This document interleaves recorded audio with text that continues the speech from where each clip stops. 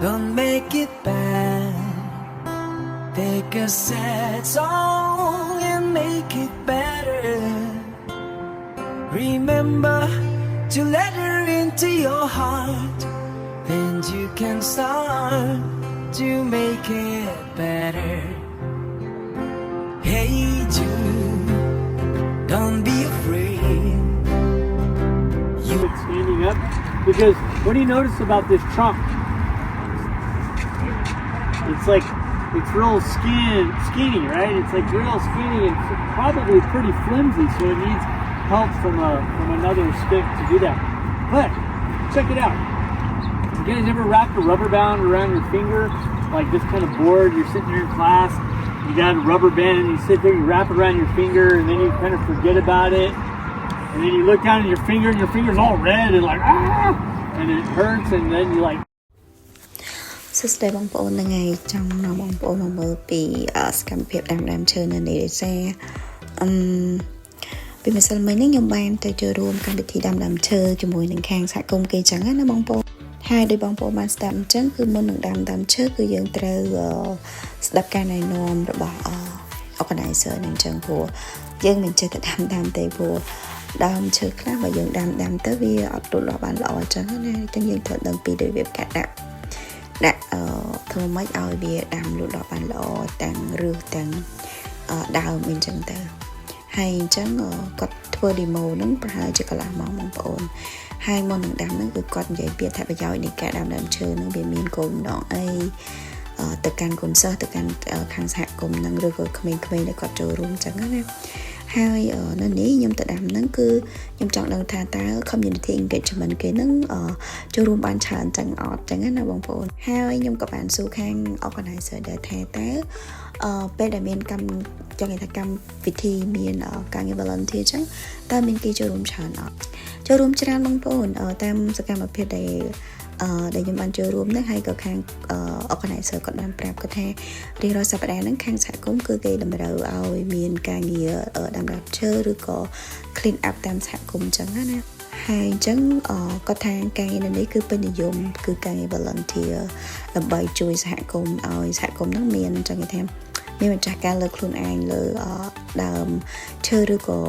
ការថែទាំសហគមន៍របស់ខ្លួនឯងហើយកម្មវិធីនឹងដែរគឺបង្កើតឡើងដោយ Eco El Paso ហ្នឹងគឺគាត់ mission របស់គាត់គឺគោលបំណងរបស់គាត់ដាំដើមឈើបាន1លានដើមនៅក្នុងសហគមន៍របស់គាត់ហ្នឹងអញ្ចឹងណាហើយអញ្ចឹងពីព្រឹកមិញហ្នឹងគឺខ្ញុំដាំបានតែ100ដើមនៅក្រុមការងារហ្នឹងច្រើនទៅហើយគាត់ព្យាយាមបញ្យល់មុននឹងដាំហ្នឹងកុំឲ្យយើងដាំហ្នឹងអត់ត្រូវបច្ចេកទេសអញ្ចឹងទៅខ្លាចដើមឈើនឹងងាប់ហើយអញ្ចឹងហ្នឹងហើយបងប្អូនហើយភាគច្រើនអ្នកដែលចូលមើលហ្នឹងគឺភាគច្រើនកូនសិស្សនៅសាលា Texas University El Paso ហ្នឹងអញ្ចឹងពួកគាត់នៅនេះកូនសិស្សអញ្ចឹងគេតម្រូវឲ្យ work volunteer ប្រហែលម៉ោងអញ្ចឹងទៅដោយពួកខ្ញុំអញ្ចឹងគឺគេឲ្យពួកខ្ញុំធ្វើការ volunteer ជាមួយនឹង community service ហ្នឹង3ម៉ោងដែរអញ្ចឹងណាតាមពិតទៅខ្ញុំធ្វើបាន8ម៉ោងបងប្អូនដោយសារខ្ញុំរៀងរាល់ចុងសប្តាហ៍គឺខ្ញុំតែងតែចូលរួមការងារជាមួយនឹងសហគមន៍គេដើម្បីយើង learn ថាតើសហគមន៍គេហ្នឹងដើម្បីឲ្យសហគមន៍គេហ្នឹងមាននិរន្តរភាពឬក៏ការ sustainability ហ្នឹងតើពួកគាត់ join អីខ្លះនៅក្នុង community របស់គាត់អញ្ចឹងណាហើយអញ្ចឹងនៅក្នុងសហគមន៍របស់គេមួយហ្នឹងគេមានបង្កើតគេហៅថា neighborhood association របស់គេហ្នឹងហើយគេមានការងារ volunteer ជាច្រើនរៀងរាល់ចុងសប្តាហ៍ដើម្បី clean up សហគមន៍របស់គេហ្នឹងឲ្យស្អាតអញ្ចឹងណាបងប្អូនអញ្ចឹងគឺនិយាយទៅគឺគេចូលរួមស្រោះគ្នាតែម្ដងហើយនេះឃើញពួកគាត់ដាំនេះ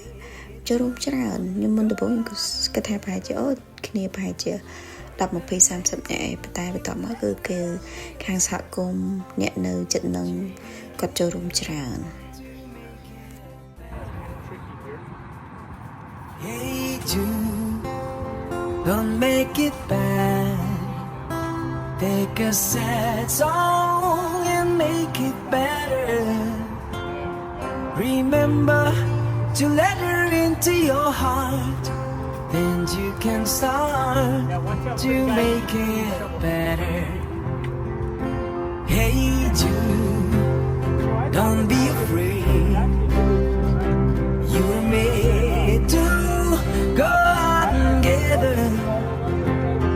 The minute you let her under your skin, and you begin